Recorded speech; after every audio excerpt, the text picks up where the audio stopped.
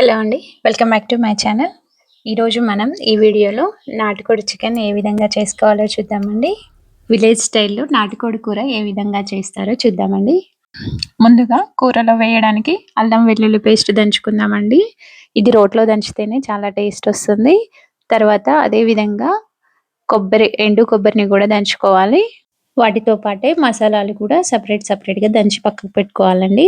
ఇప్పుడు కర్రీ వండే విధానం చూసినట్లయితే కట్టెల పొయ్యి పైన మందంగా ఉన్నటువంటి ప్యాన్ పెట్టుకోవాలండి. అందులో తగినంత ఆయిల్ వేసి పోపు గింజలు వేసుకొని అవి మగ్గిన తర్వాత మనం దంచినటువంటి అల్లం వెల్లుల్లి పేస్ట్ వేసుకోవాలండి.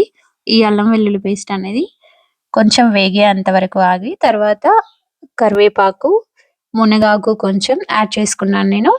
మునగాకు అనేది ఆప్షనల్ అండి. తర్వాత కట్ చేసి పెట్టుకున్నటువంటి ఆనియన్ని యాడ్ చేసుకోవాలి. ఆనియన్ అనేది కొంచెం చిన్నగా కట్ చేసుకోవాలండి. మనకి అవి పూర్తిగా మగ్గి కొంచెం గ్రేవీగా తయారవుతుంది. ఈ విధంగా ఆనియన్స్ మగ్గిన తర్వాత అందులో కొంచెం పసుపు యాడ్ చేసుకోవాలి. తర్వాత మనం ముందే కట్ చేసి పెట్టుకున్నటువంటి నాటుకోడిని అందులో యాడ్ చేసుకోవాలండి. నాటుకోడిని కట్ చేసుకునే ముందే మనం ఒకసారి మంటలో దాన్ని కాల్చుకోవాలండి. అలా కాలిస్తే నాటుకోడి కర్రీ అనేది చాలా టేస్టీగా వస్తుంది. కర్రీ మొత్తం కూడా లో ఫ్లేమ్ మంట పైనే వండుకోవాలండి. కర్రీ అనేది అడుగంటకుండా మధ్య మధ్యలో ఈ విధంగా కలుపుకుంటూ ఉండాలి. మనకు ముందుగా కర్రీలో అందులో ఉన్నటువంటి వాటర్ అన్ని బయటకు వస్తాయండి. ఆ వాటర్ అంతా కూడా ఇంకిపోయేంత వరకు కూడా మనం కర్రీని మగ్గించుకోవాలి.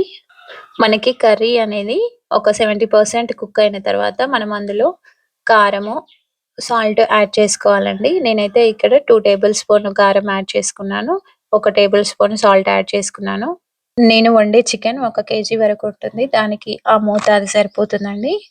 నాన్ వెజ్ కర్రీస్లలో క్రిస్టల్ సాల్టే బాగుంటుందండి. తర్వాత కారం కూడా పచ్చి వాసన పోయేంత వరకు మగ్గించుకొని అందులో ఒక 2 టేబుల్ స్పూన్ నేను కర్డ్ యాడ్ చేసుకున్నానండి. ఈ పెరుగు అనేది పూర్తిగా కర్రీలో కలిసిపోయే విధంగా కలుపుకోవాలండి. నాటుకోడి కర్రీలో పెరుగు పైన ఉన్నటువంటి మీగడ వేసిన చాలా బాగుంటుందండి. నేనైతే ఇక్కడ పెరుగే తీసుకున్నాను.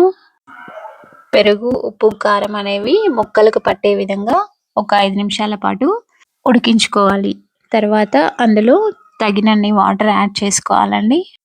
గ్రేవీ కొంచెం ఎక్కువ కావాలి అనుకున్న వాళ్ళు ఇంకొంచెం వాటర్ యాడ్ చేసుకోవచ్చు.